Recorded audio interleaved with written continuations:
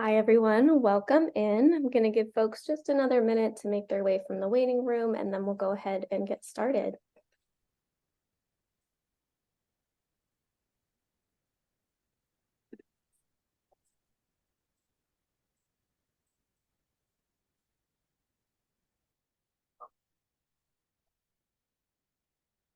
All right. I think it's that time.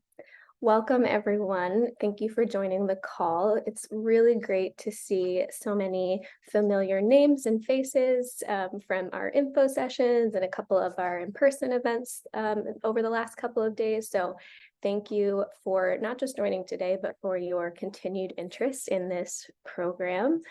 If you have come to any of those events, coffee chats, you have heard a mention of the illustrious BMG, and I'm really, really excited that you get to meet them today. So I'm very happy to turn it over to Stephen Thompson to kick us off.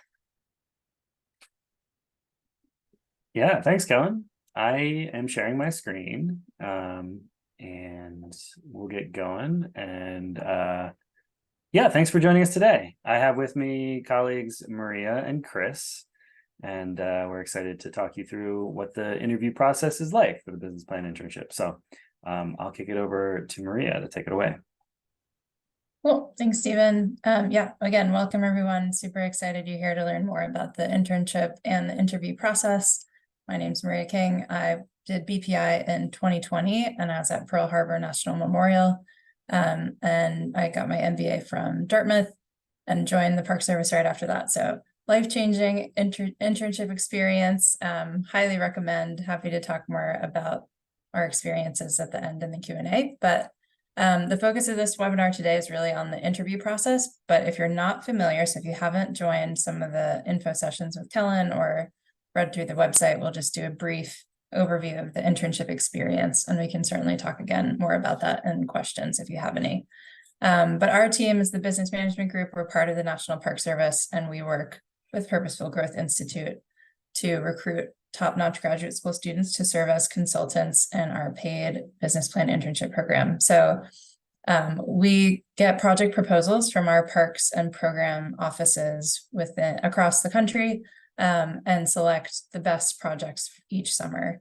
We then pair you as a consultant with a co-consultant or two sometimes, and you are assigned to a specific project for the summer. So we bring you all together for a week of training, and then send you off to live and work at your park or program office site for the next 10 weeks as management consultants working on really critical issues for those parks and programs. So you get a ton of hands-on management consulting experience, project management, stakeholder management, and do a lot of work to provide analysis and recommendations to NPS leadership, which really does help them make data-based decisions and adds capacity to help them make those decisions as they think through how to approach, the variety of pressing issues that national parks face.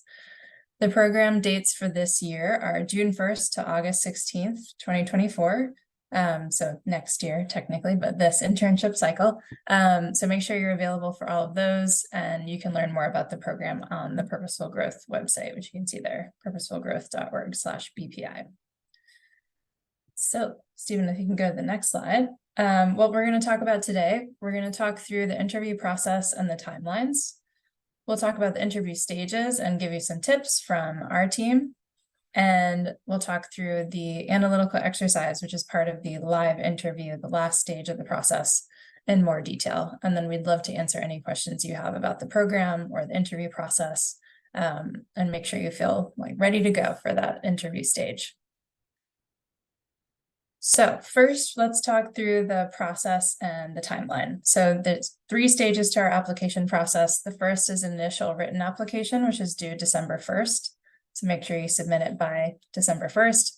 We'll ask you to submit a traditional resume, some biographical information. We'll ask for references. So 2 references, you'll need to submit their names and contact info. And we'll ask you to submit answers to 2 short answer questions, which we'll talk through on the next slide. But once you submit that initial application, you'll then move to the video interview stage. So you'll receive an email after December 1st. to complete one-way interviews, and you'll have 2 weeks to complete those interviews. So they're due December 15th, 2023. We'll talk through what that looks like as well in more depth. And then if you move on to the last stage, it's a final round video interview one-on-one with a member of our staff. So Stephen, me, Chris, you'll be interviewing with us, and we'll talk through again more what that looks like in a couple minutes. We'll be doing final round interviews from mid-January to early February, and we aim to have our initial offers made by February 1st and on a rolling basis after that. We will also have a tentative list of projects for you by the final round interview, but you do need to accept an offer to be a member of the internship cohort before you know exactly where you're going.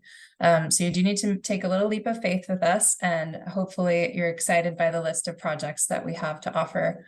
And we always pair you with a great co-consultant and with the project that you're interested in. So just keep that in mind as part of the process, and we can talk through the details of that if you have questions later on. All right, so the initial application stage, we're going to ask for, again, some basic info, your resume, and ask you 2 short answer questions. I would also really recommend reading through the text on the page as well, the job posting, which gives you a ton more information about the role, the program, what we're looking for, and can really help you think through what to highlight as part of your answers to these questions.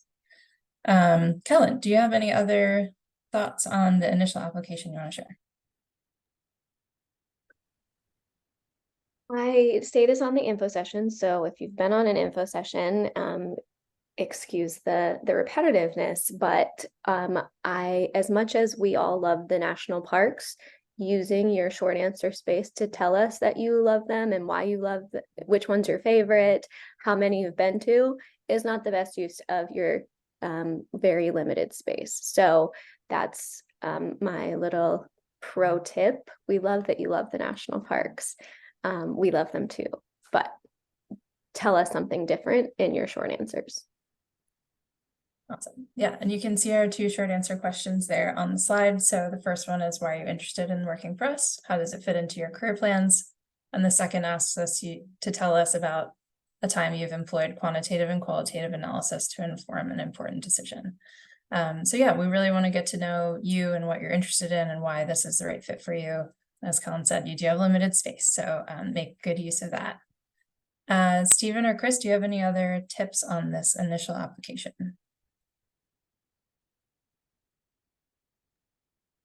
Yeah, I'll hop in here. I think that first question, my advice, kind of piggybacking on what Kellen said, is really focusing on that short and long-term career plans. That's what's going to make it stand out to us.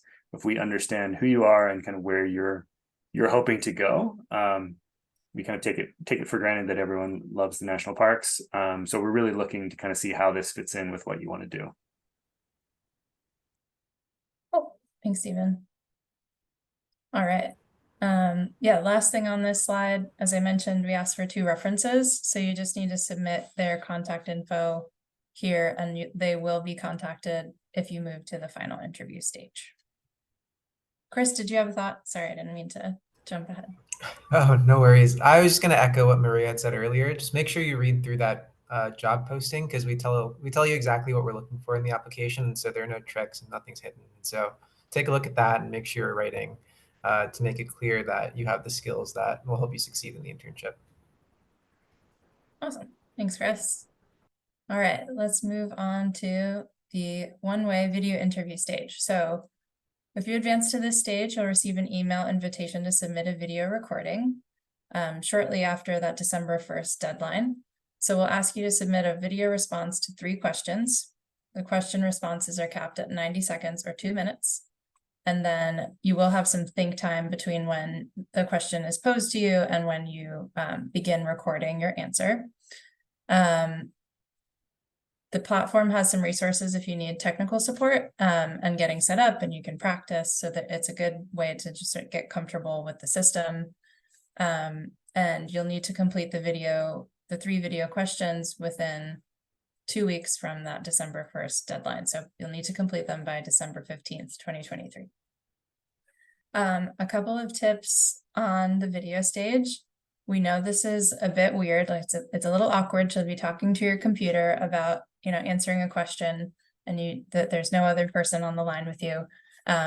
So we know that. So don't worry too much about having a perfect speech answer to each question. We really want to hear, what you think, and we're not focused on exactly how you say things, or if you, trip up or you want to restate something, it's totally fine. We're not looking for perfect scripted answers. So we recommend like not scripting answers actually. And the other pro tip that happened to me in my application cycle, check your spam folders for the invitations. My video invite went to my spam folder because I appreciate my IT team's thoroughness, but it went to spam. And it was, nerve-wracking once I realized I only had a little limited time to complete my videos. So make sure to be checking your spam folders for the invite to the video stage. Chris or Stephen, any other tips on the videos? Or Kellen, sorry. Kellen knows more about the technical systems than I did. So You did a great job. The only thing that I would add is that deadline.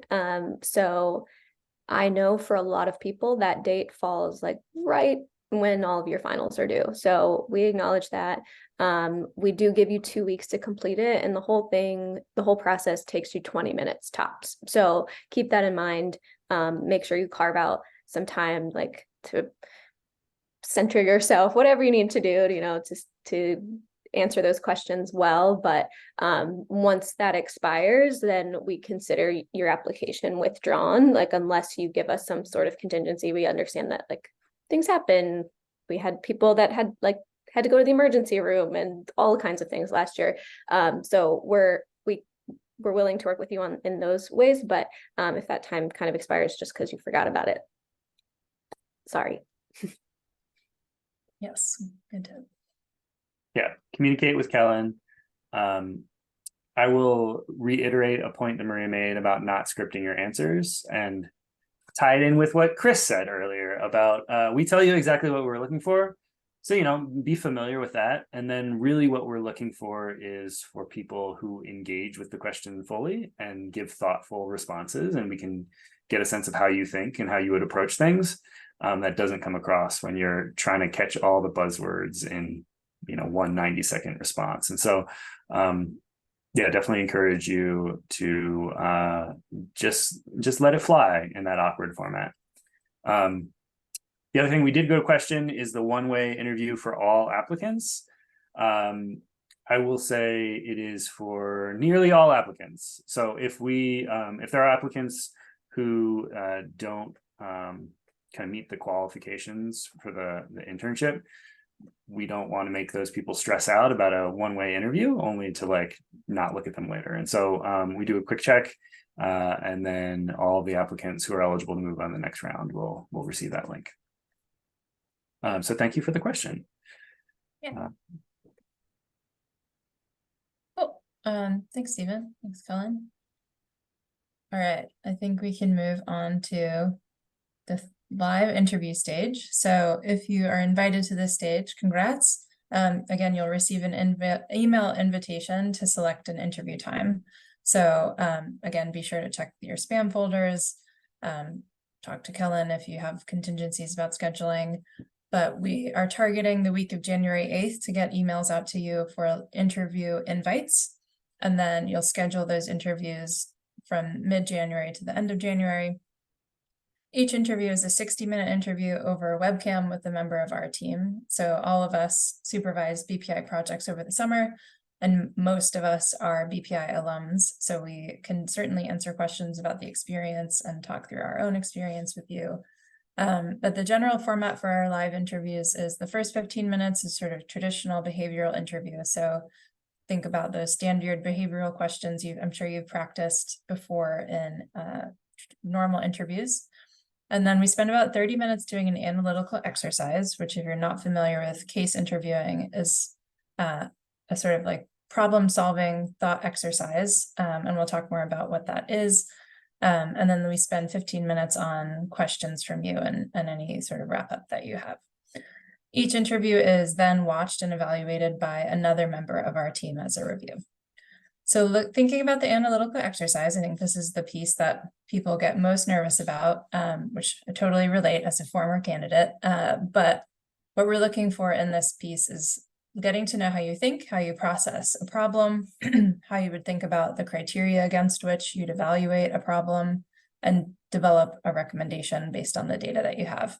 So we're really looking for your structured thinking, your creativity, how you would approach something with an analytical mindset, synthesizing a lot of information, sometimes conflicting information, and turning that into a clear recommendation for someone to say, I think you should do this. Here are some contingencies and risks. But to the best of my knowledge, this is like what I would recommend you do as the path forward. So it's really an exercise in strategic thinking, and it should hopefully be at least interesting, if not fun. But we do ask questions about a potential scenario that could represent a real scenario within the National Park Service. So I think for this stage, again, prepping for this, look back at our job description, what we're looking for, practice some standard behavioral questions, think about your experiences and how they fit into, again, what we're looking for as part of the internship. Check that spam folder. And our last major tip for this is we only have 60 minutes and it really does fly by. So it helps if you can help us keep track of time. We'll definitely be keeping an eye on time and helping you move through the stages of the interview, but we don't want to cut any question time short by going long on the analytical exercise. So if you can help us as we're going through to sort of mind the time and make sure we can learn as much as possible about you in this 60 minutes together. And of course, this is a live video interview, so make sure to find a quiet place that you can focus and not be distracted, and your Wi-Fi is reasonably strong. We struggle with Wi-Fi here in the National Park Service, so we totally get it. But just be as prepared as you can be so there's no sort of additional stress from tech or the setting that you're in. And just to reiterate on that point, we use a special platform devoted solely to kind of recording these types of interviews. So it does not have all the filters that like a Zoom or a Teams has that takes out all the background noise. And it's always shocking to us because we're always using Teams, and you can be in like a crowded coffee shop and not hear any background noise. And then suddenly we're on this and we're like, oh man, it's really loud in my basement. I had no idea that fan was so loud. So really do take a second to think about where you're going to do it. Check it out. Like, is this really quiet?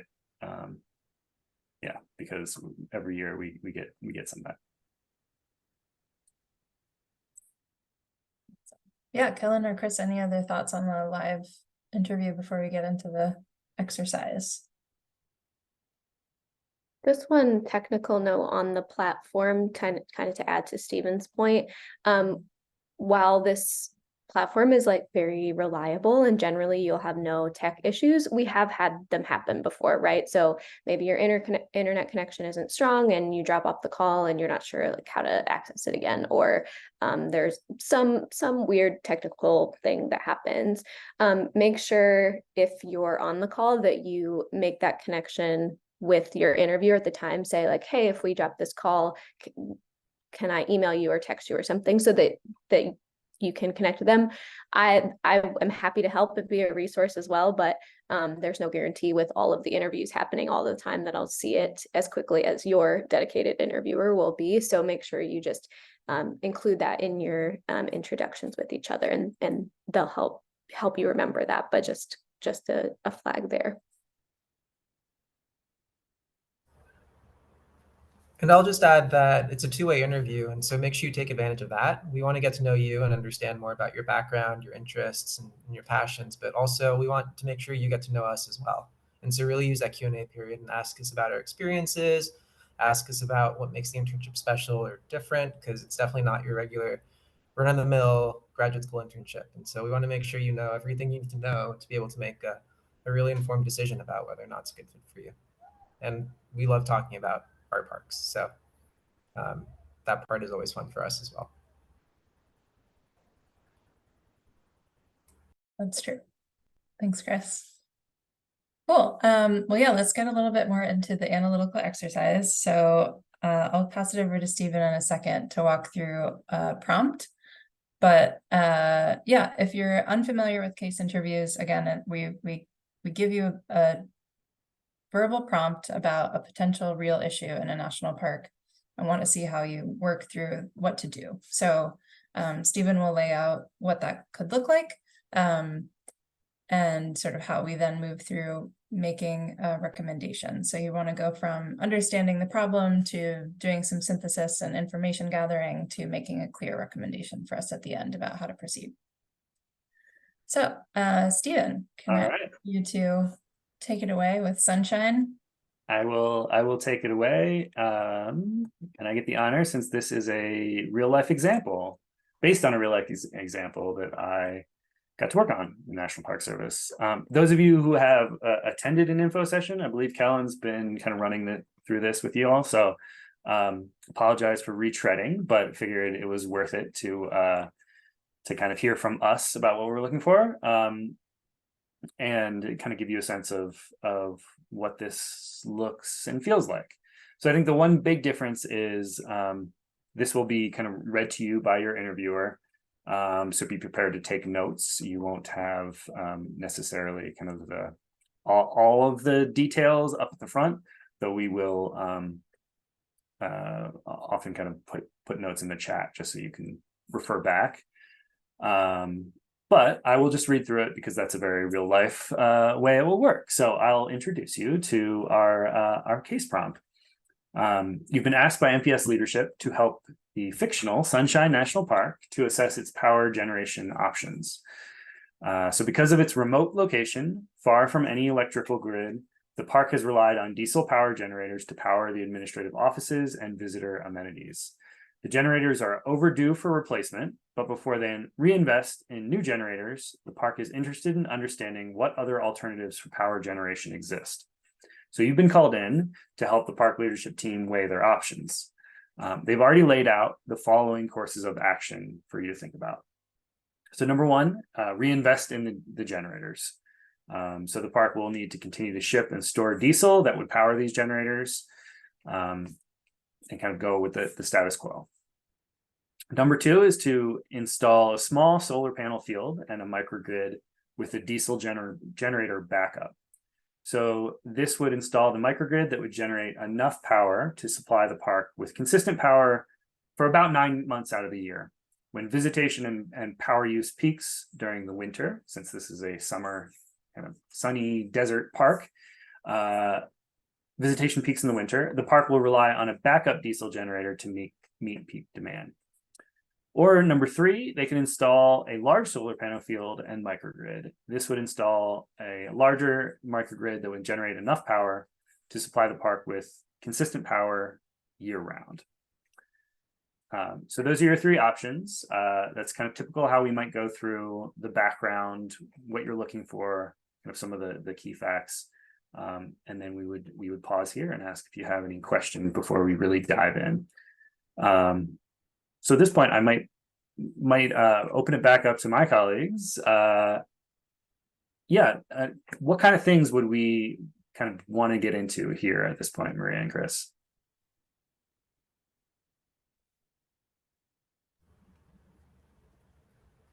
Well, I think, Stephen, you said it to start with. Just make sure you understand the prompt. It's going to be a lot of information that's thrown at you in a very short amount of time. So make sure you have taken down notes, and feel free to ask us back about anything that you're unclear about or maybe misheard. We're not here to trick you, and so we're happy to clarify anything. And so if you're not sure what a microgrid is or how any of this stuff works, ask us, and we'll be happy to talk about that for a little bit. But beyond that, I'd say the next steps are to really start thinking about the question that's posed, making sure that you understand the question that's asked, and then thinking about a framework to try and get to an answer to that question. And so what are the things that are important to your understanding to answer that question and help the park come to a decision? And so in this case, there's a lot of things going on. We want to understand the park priorities and what they're trying to achieve. And part of that will come down to finances. So what are some of the capital costs of these different options? What are the annual operating costs of these different options? Where does the park get its funding? How is it going to afford any of this? What does it take to operationally install and run some of these different options? What impact do these different options have on the environment and the resources of the park? What impact do they have on the visitor experience? Things like that. And so lots of places to go. We just want to see that you have actually captured the information that's been conveyed to you and are taking some time to think about the factors you need to consider to be able to help the park answer that question. Yeah, thanks, Chris. Chris's Yeah. overview is awesome. Yeah, I think that was like a great overview of like all the places you could go or you could start. And yeah, I would just add, like, we don't have shareholder primacy in the National Park Service. So there's no one clear reason to do things. And that's what makes it really cool and interesting. And so I think, like, think about everything that Chris just described in terms of like, there's lots of things that could impact the decision. How do we know which ones are most important? What information have I been given to help direct me in understanding, like, what are we most concerned about really? And sort of what are the criteria against which we're making this decision? So yeah, I think it can be really great thought exercise to sort of say, like, what would we do if, there's no one clear thing that's more important than other things, or I need to interrogate that and understand what that is. So yeah, definitely think through structuring how you would approach tackling the problem and assessing those different criteria and across the options that you're given. I will echo the words that Maria has used before of like the criteria and evaluation. That's really what we're looking to get out of you, is like how will you make the decision, and then how you weigh the information you have is really important. And so we will likely want to get a sense of just how you are thinking about it before we even dive into any of the numbers. So, take a moment, ask us for a moment, say, hey, can I take 90 seconds and just jot some thoughts down before we dive in deeper? That's totally great to do. And we appreciate that because it means you're really engaging with it. We also will likely give you a very clear prompt of like what happens next. And so we will say, okay, now you get to ask some questions. Who do you want to talk to? What are the questions you have, that you can ask park staff to get a better understanding. So we're not trying to trick you or kind of make you rely on really in-depth casing skills, so to speak. All right, Kellen, I wasn't going to throw it to you, but I know you've been giving this prompt quite a bit. So any other thoughts from you? So if you have been in an info session, you have probably heard me say that the consideration of the Park Service's mission is something that should be like kind of at the top of your mind throughout this, right? So you have all done a really great job, those of you that have come to info sessions, of considering all of those various stakeholders, but considering what is the end goal, right? If it's not shareholder primacy, like you said, Maria, then what is it? And how does that inform how you approach this question? I think that'll go a long way in any recommendation that you make. Yeah, great. All right, so we've given you the prompt. Then basically we'll tell you, okay, it's time for you to gather some information. We will act as an oracle and have all the answers, or some of the answers, or maybe none of the answers. We'll see. But hopefully have some answers for you. And so kind of fast forward, you've done some great work, collected this information. Here's an example of some kind of typical financial information you might collect in this type of prompt. And so hits on some of the points that Chris made. For each of those three scenarios, we have some information about capital costs, operating costs, and then some way to kind of evaluate the impact to the environment or visitor experience, changing visitation, how that might affect these options, etc. And so this is like the cheat sheet slide here. If you're looking at it, like, structuring your thoughts in something like this will help you then analyze them and kind of talk through what you're seeing. Because as Maria said, there's very, very rarely a very clear answer. And so, organizing your thoughts in your notes like this will give you a pretty good way kind of talk through. And so here you have some information. Your next step then would be to think through it with us, ask follow-up questions, and then use that information to develop a recommendation. And so what we're looking for here is, again, likely there won't be one, solid, correct, 100%. This is the answer. It's more, there are a few different answers. Why did you choose the one you did? So land on one. Don't hedge your bets. Just land on one, and then really kind of come up with the most relevant, salient information to kind of support your recommendation. Yeah, anything you see here, Maria, Chris, kind of things to talk through?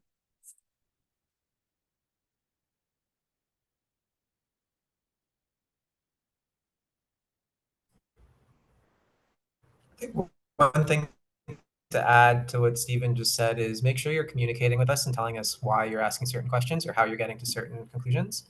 It might seem obvious in your head, but we can't hear your thoughts. And so the easier you can make it for us to understand how you're getting from point A to point B, the better off you'll be. And so there's lots of interesting things going on here. Like Stephen and Maria mentioned, there are criteria to evaluate, there are trade-offs to be made. And so at some point, decisions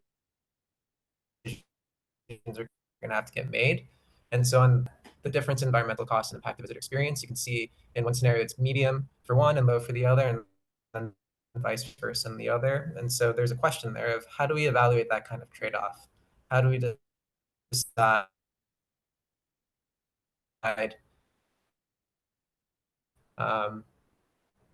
to weigh those things against each other and make a decision one way or the other? Information, maybe that's information that the park already has, maybe it's not a dialogue about that with the interviewer.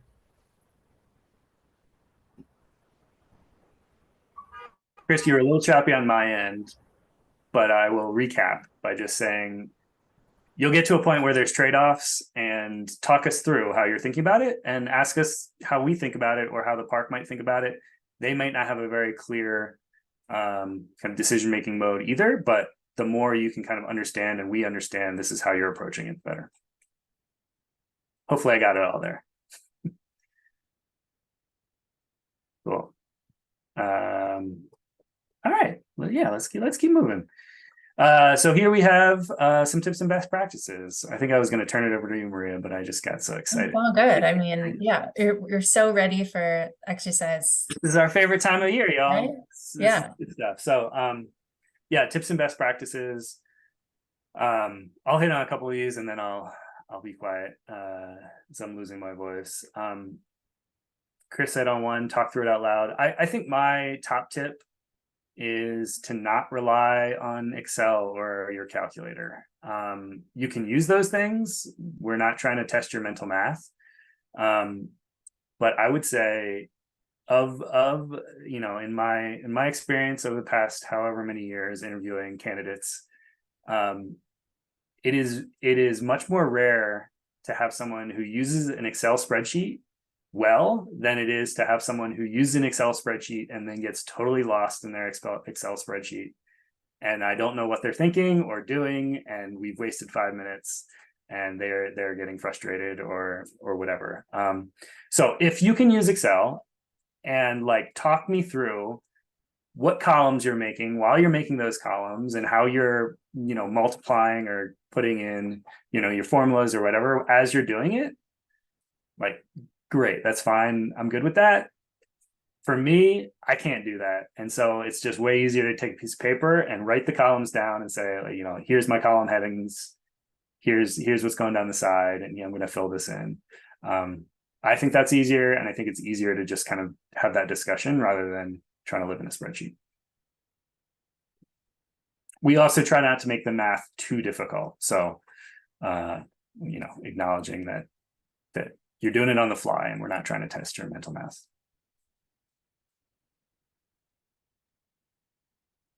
Yeah, I think piggybacking off that, Stephen, similar with when we ask you to think through the structure of how you'd approach answering the question, essentially that initial thought framework that most case interviews start with.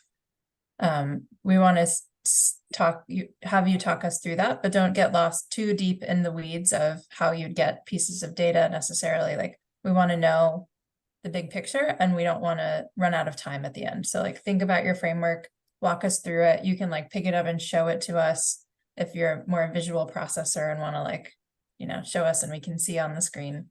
That's totally fine. But yeah, I would say like, we're thinking more about the high level structure you're going to approach the problem with than like every detail of how you're going to get there. And you don't need to have like federal budget experience or deep knowledge of like how the reality of the situation might work. But in the abstract categories of like, these are things that might be important to this decision, and I'd want to make sure we got to it if I was doing that. If this were my BPI project, like, how would I approach answering this question? So yeah, I think the first one here, definitely practice. If you've never done a case interview before, it's really helpful to just sort of get one or a few out of your system to like see how it feels, see how it goes. Ours is slightly different than a traditional management consulting case interview, but a lot of the structure in theory is the same. We just have different criteria, and it's a slightly different approach. So recommend practicing using casing resources at your school or with a friend. There's a lot of stuff online. There are a lot of cases that are either government focused or nonprofit focused, or there is sort of a non-core financial aspect, or is a little bit more focused on mission driven cases out there. So definitely we want you to be comfortable. It shouldn't be super, super stressful. And we just really want to get to know like how you think about problem solving and what you would bring to the internship if this were your real project topic.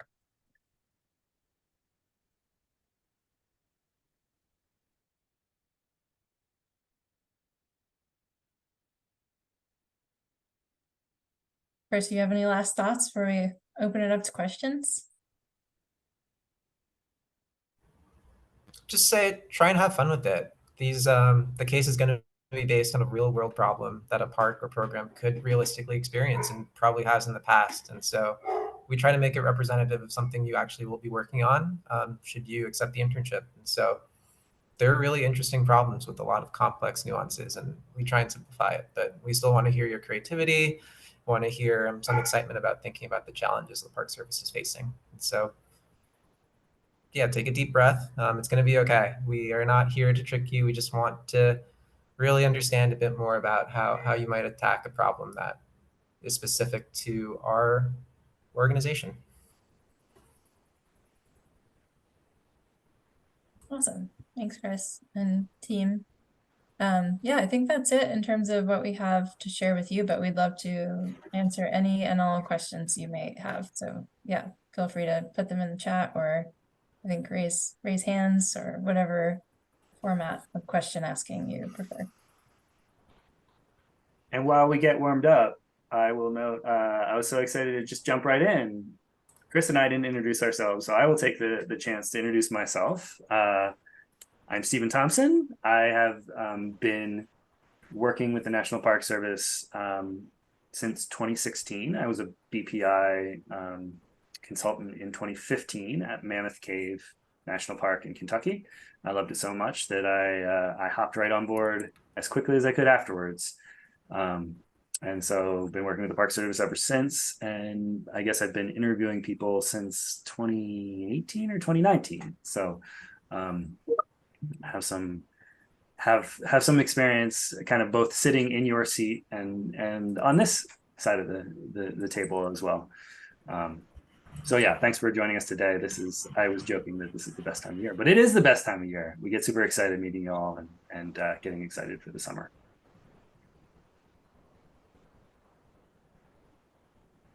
Thanks, Stephen. And hey, everyone. My name is Chris Wang. I'm also a management analyst on the Business Management Group. I did the business plan internship in 2019 at Cuyahoga Valley National Park in Northeast Ohio. Had a great time, and then joined the Park Service in 2021. So I've been doing this for a little bit of time too. And it's always fun to get to meet people and hear about all your enthusiasm for the Park Service and the work that we do. I failed to mention too that I was a public policy student. And so shout out to all the public policy students out there. Our team is about half public policy, half MBAs. So it's a good mix. We definitely look for a good mix of skill sets. So if you, like me, are coming from a public policy background and had never heard of casing before this interview process, yes, you're in good company, and that should not hold you up from pressing that apply button. Yeah, I think it's a great opportunity for public policy students and MBAs.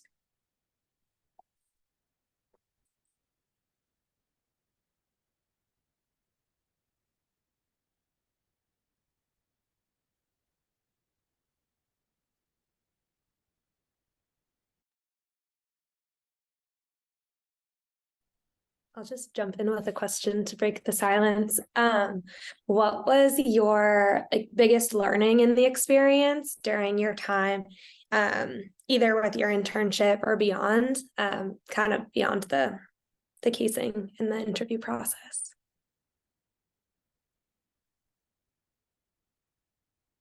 Or during the casing and interview process? It's a good question. So many learnings.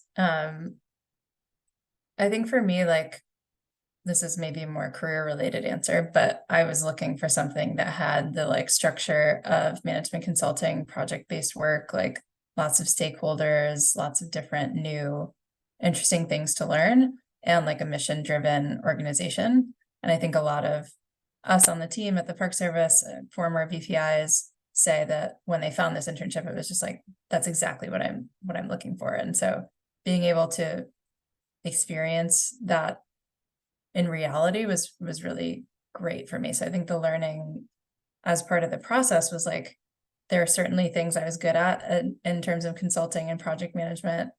There were a lot of things that I was like, wow, this is harder in some ways than I thought, but also the people within the National Park Service are so wonderful the majority of the time. I'm not going to say exclusively, but just great, really want to help you, really care about our resources, are really excited that you're there. So like they communicate how much value you're providing to them, even when you're like, all I did was visualize their budget information. And like, it's just like that amount of capacity that you add to the park or program host site for the summer is they're just so excited that you're there. So like I felt that value.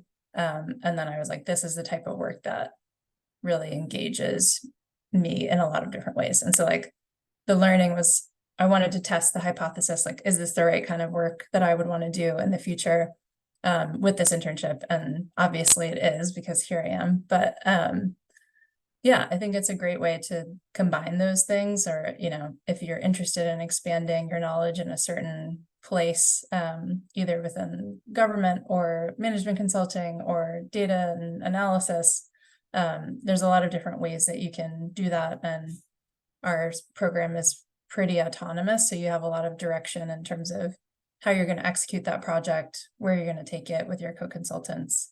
So yeah, I think that's a lot of different things, but I think the major learning was like, this is what I thought it would be for me. And that was really great. Awesome. I have a question Yes, Kellen. that people may or may not be thinking of. What are your interview icks?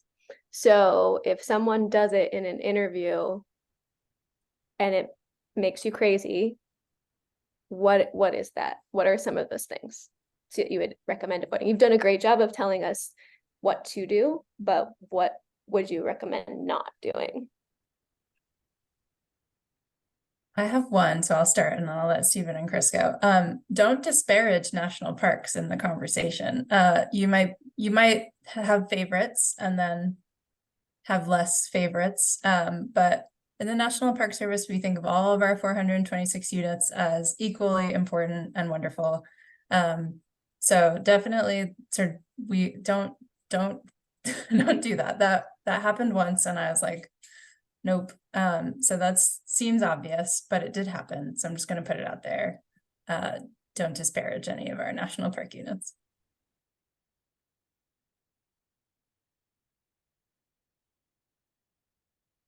I'm trying to think of a really good ick, Kellen, and well, I'll give it like a tactical from in the exercise. it's not really an ick, but it's always, I shake my head and think, oh, it's like a missed opportunity for that person. But when you lay out a really great kind of, this is how I'm going to think about the problem, and I have all these criteria, and I've thought through how I'm going to weigh them, or, you know, like the questions I want to ask. And then we get 3 minutes into talking about like some basic budget stuff, and that is out the window and it never comes back. And I'm like, where was your framework for thinking about this problem? Bring it back. I want to hear that. Yeah, make sure you stick to that. Use it for yourself, not just to show off to us that you can think about it. Yeah, and I think the other piece,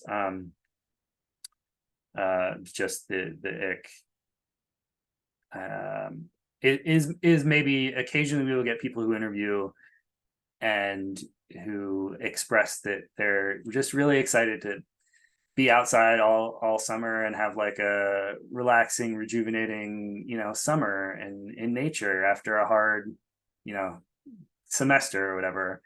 And it's like, I get it. That's, you know, that was some of my motivation too. I wanted to be in a cool place, all of that kind of stuff. And you will, but also you're going to be working really hard. And to tell the person interviewing you, like, I can't wait to like just kick back and relax all summer isn't a great look. So again, like focusing on what are the professional skills you're going to get out of this, and like why you're so excited to, you know, kind of really, yeah, just dig in.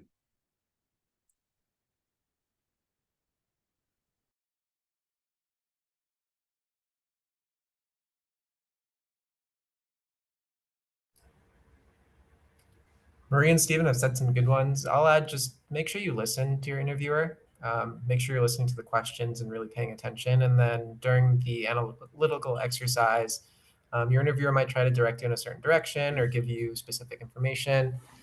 Don't talk over your interviewer, and make sure that you're really taking in that information, paying attention, repeating it back, and not just barreling on with your own assumptions and things that you bring into the interview, because it should be a dialogue, and we want to make sure that we're having that conversation during the course of that exercise.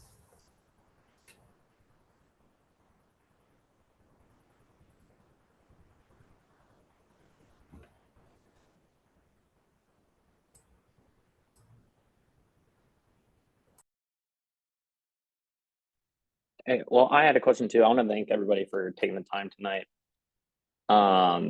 So given it's a case interview, and you've all sort of alluded to the fact that, you know, a lot of us probably don't have a background with that, and there is a dearth of nonprofit or governmental casing review materials out there. What are some resources that you personally or other applicants have found helpful in that, in preparing?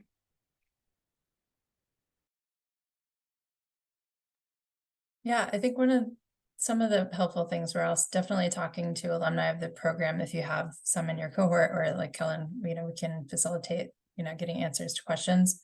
Another thing that we did was like make up our own cases. So you can think of like a real life National Park Service thing you've experienced if you've been to a park before, and think about, you know, like, okay, the fee stations, as you come into a park, they're checking your pass, they're collecting fees. Like, what if we're missing revenue because we're only able to be open from 10 to 2, you know, like, and the park wants to change that. Like, what could they do about that?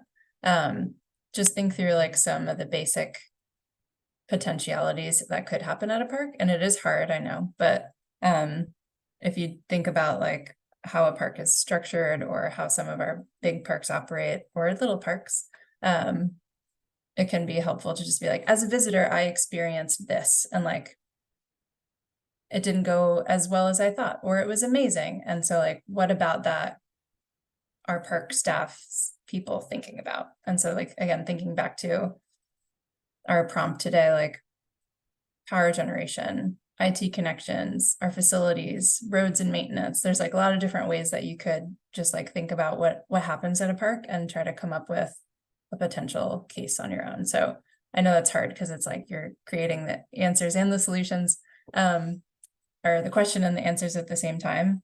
But I think like combining that sort of thinking with the traditional case practice is like exactly where you need to be. And so just yeah, trying to do your best to get at, okay, what would I be thinking about sort of the criteria we talked about today in a real life situation? And then how can I get good at practicing sort of the format of the interview? And those are the two things that we'll ask you to do.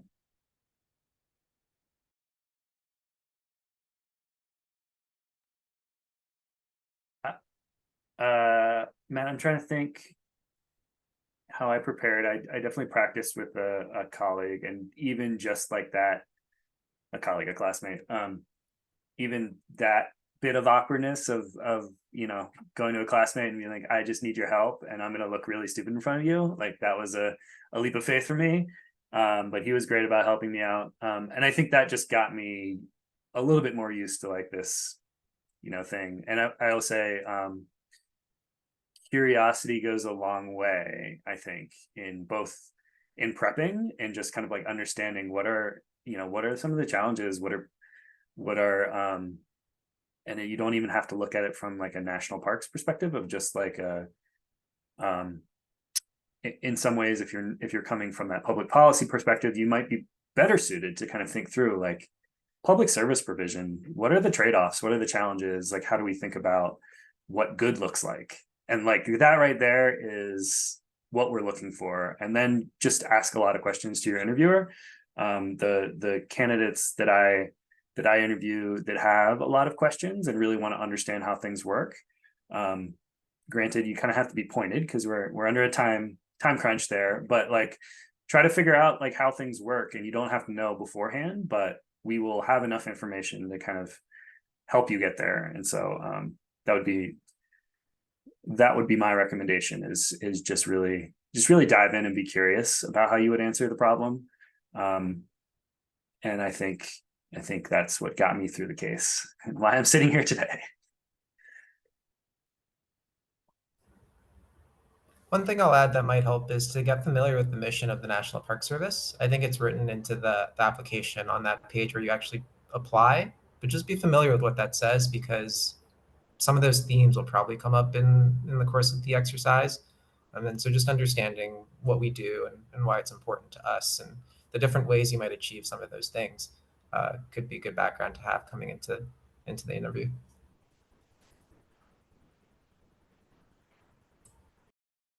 Yeah, great. Yeah, that's all pretty helpful. Thank you.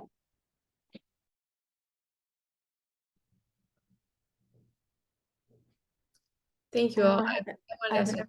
Oh, sorry, go ahead, Julie. Yeah, I just wanted to ask a quick question about the one-way video interview. And sorry if I missed it, but are those behavioral questions? Or could you tell me a little bit about those? Yeah, I can take this one. Yes, I would expect some behavioral questions. So think through sort of your background, your experience, have some of those stories ready to go. Yeah, I think that you only have, 90 seconds to 2 minutes. So you don't have to give us a ton of context when you're talking about things, but just enough that we can kind of get a sense of what you were working on, like the type of work you were doing, and, how you turned that into outcomes or success. So yeah, just sort of your standard interview behavioral prep. Awesome, thank you. I had a quick So question. glad Julie. Oh, keep Sorry. talking over people. I'll ask mine really quick because it connects to Julie's. But how are the one-way interview behavioral questions different than the first 15 minutes of the next round, which are also kind of get to know you, show your tell us about yourself? How are they different? And how should you prepare differently? And then we'll take your questions, Aman. Yeah, good question, Cullen. They're similar in some respects. So we want to get to know you, your background, what excites you, some of the things you're proud of. But in the 15 minutes in the live interview, we'll just have more time. So you can give us a little bit more of that background and think through sort of, again, like what experiences you've had that relate, or, you can come through with like some of that interest and excitement in a way that you can't when you're limited to 90 seconds to 2 minutes. So yeah, I would say the prep is probably fairly similar. And otherwise just like look back again, as we said, to the job description with some of the things we're looking for so that you can show us and tell us about the ways in which you've done those things. So you don't have to be an expert across all the things that we do or all the work that you might do, public policy to financial analysis to, decision support to consulting. I was certainly not an expert in all of those things when I did the internship, but just sort of like knowing your background and how it's a good fit for the work that we do and being able to show off that curiosity that Stephen talked about and sort of openness, flexibility, excitement to sort of attack a problem that again has like no easy solution and has been a sticky problem for the park for a while. Otherwise they would have solved it themselves. So yeah, prep is definitely the same and the types of questions are generally the same. We just have a little bit more time in the interview. Great, thank you. Saman, what was your question? Hey all, thanks for being here tonight.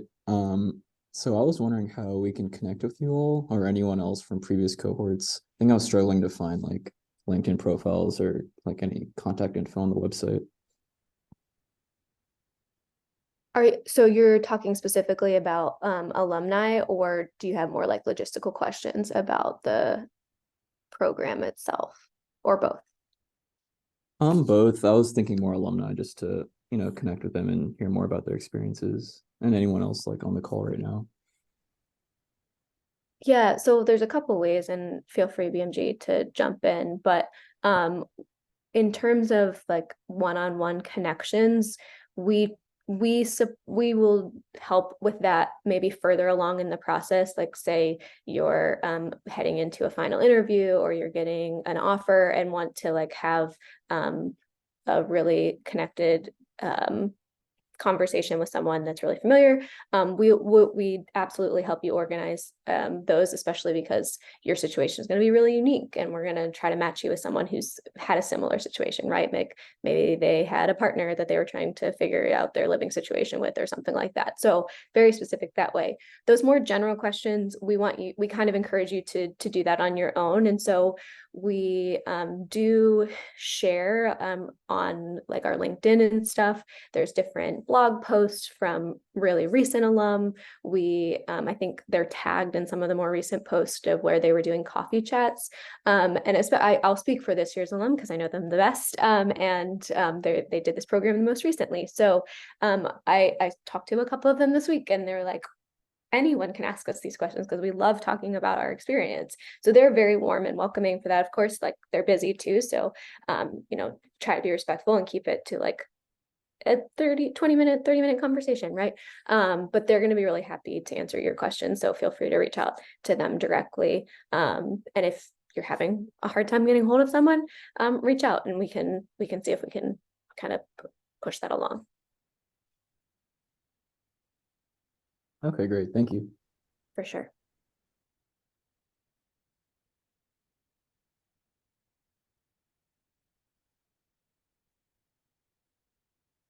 We're about at time. So any last questions?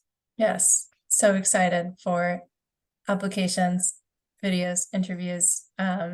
Yes, we love this program. We would love to hopefully see you all apply. And if you have questions about the process or the internship, definitely reach out to Cullen. We can get her answers or she can help facilitate getting you answers. But yeah, thank you all so much for coming from the NPS side of the house. It's hard to believe it's already like 2024 prep time, but it's going to be great. We always have a great roster of projects and an amazing cohort. So like, hopefully, if it speaks to you, we'd love to have you apply. Thank you so much, everyone. Again, that application deadline this year is December 1st. So if you're still thinking about it, we encourage you to do it sooner rather than later. Those holidays come up and then it's just a blur from there. So prioritize that if this is of importance to you. And we'll look forward to getting to know you better throughout the application process. Thanks so much, everyone. Have a great evening. Thank you. Thanks for joining all.